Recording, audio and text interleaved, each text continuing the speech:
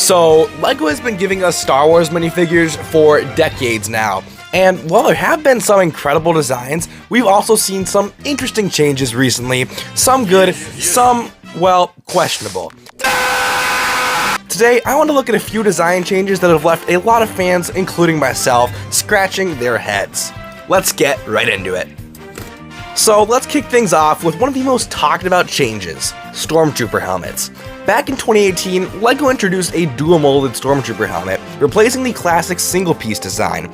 And sure, it's maybe a little bit more accurate to the movies, but there's a problem. It looks huge. Just look at how bulky this helmet is compared to the older one.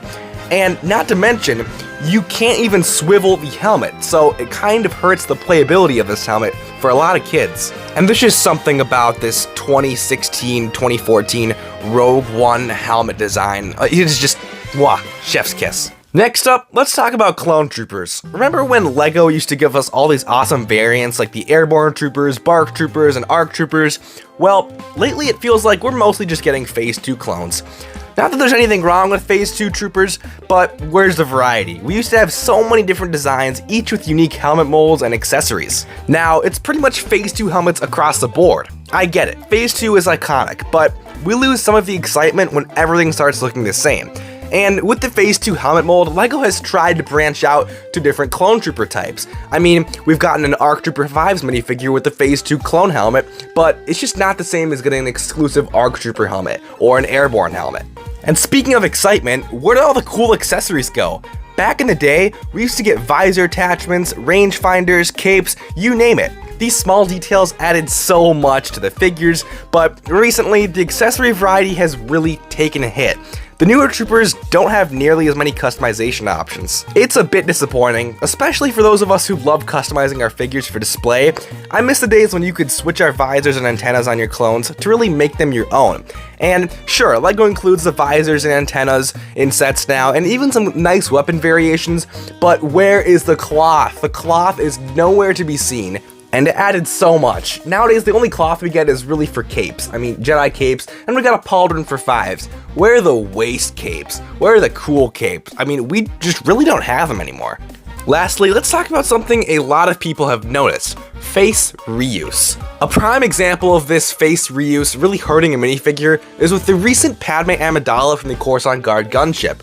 They used a reused face, the same one they used for Jyn Erso in 2016, and countless other female characters across all LEGO themes. But just comparing this face to a GCC Padme face, you really see this minifigure misses out on a lot of the individuality and customization. And look, I get it, it saves on production costs, but it really just isn't worth it in my opinion to cut costs that much.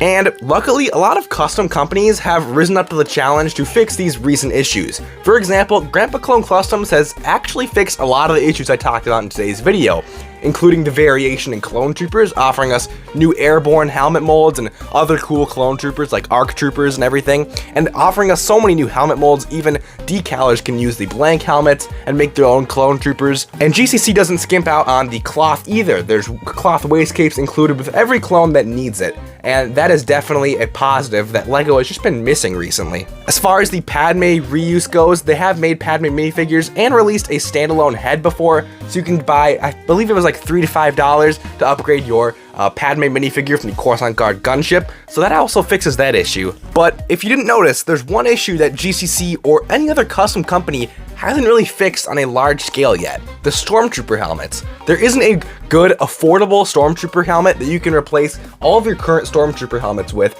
to get the visibility back and the increased sleekness of the design. So I took it into my own hands. Here is a sneak peek of my upcoming custom Stormtrooper helmet. This Stormtrooper helmet will retail for just $3, so you can replace all the troopers in your army.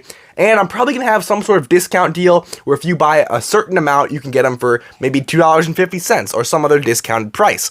And these helmets are actually as accurate as I could get them to the Rogue One style Stormtrooper helmet design, so they're even unique from the OG LEGO helmets. They're not an exact replica or copy, nor would I actually want them to be. I want them to be as accurate as possible, and they can actually move all the way around, obviously. Now, I haven't got these printed yet, but here's a blank helmet mold, and as you can see, the movement is great, the helmet mold is amazing, and I can't wait to have these as finished printed products, and when I do, I'll definitely let you guys know. But for now, I hope you enjoyed the sneak peek. If you guys did enjoy today's video, make sure to leave a like, and comment down below what you think about the issues I mentioned in this video. And this isn't a video for me to sit here and complain. It was more of a video for me to talk about some changes in LEGO history, and LEGO Star Wars history in particular, and what some custom companies are doing to rise to the challenge to fix some of those issues that many fans have. And for the one issue that I didn't think I saw any good solution on the market, I wanted to fix that issue myself because, number one, I have a lot of Stormtroopers in my collection that could really use a helmet swap,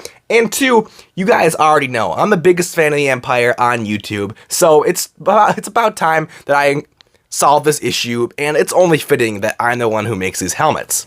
Anyway, with that being said, I will see you all in the next video. Have an amazing day. Peace out.